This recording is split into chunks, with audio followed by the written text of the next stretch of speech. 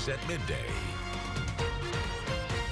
Good afternoon, I'm Bob Montgomery. A local watchdog group is calling for a South Bend police officer to be fired.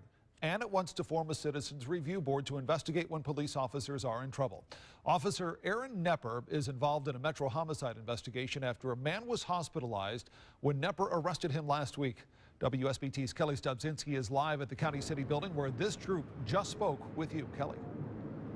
Bob, the group speaking out is called People United for Better Government. It says it is frustrated with minority police officers getting unfair treatment and white officers not being punished. Sources tell me last week a man named Tom Stevens was driving slowly through a South Bend neighborhood. You see him right there with his headlights off. That was last Tuesday night when an officer tried to pull him over near Twickenham and Sunnymead. Police say Stevens drove half a block to his house instead of stopping right away.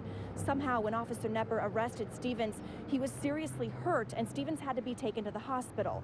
This is a picture. Take a look at this. One of Stevens' friends sent me Friday. At last check, Officer Nepper is still working active duty, even though Metro Homicide is investigating the case.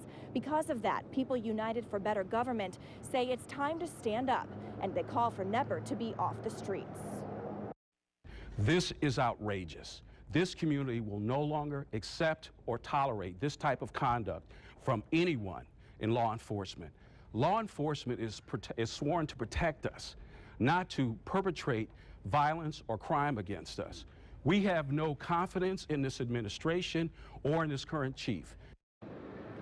Nepper was being punished by the police chief for 2 incidents in the last 2 years. Once for going into a home and tasing a 17-year-old who turned out not to be the suspect they were looking for. The other incident happened at a 7-Eleven when Nepper and other officers talked an employee into eating a tablespoon of cinnamon when they knew it would make that employee violently ill. Today, the watchdog group also saying it now wants to form something called a citizens review board to run a parallel investigation to police and then report their findings back to the community anytime a police officer is in trouble or under investigation.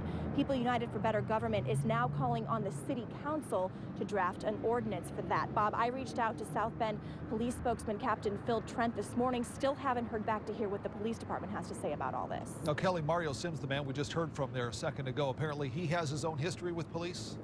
Yes, he was convicted in the 90s of rape, burglary, and criminal confinement. One of the investigators handling this case involving Nepper also handled Sims's case, and he says he doesn't trust them. By the way, Sims, he's maintained his innocence in that case since it happened, Bob. All right, Kelly Stubzinski, thanks very much.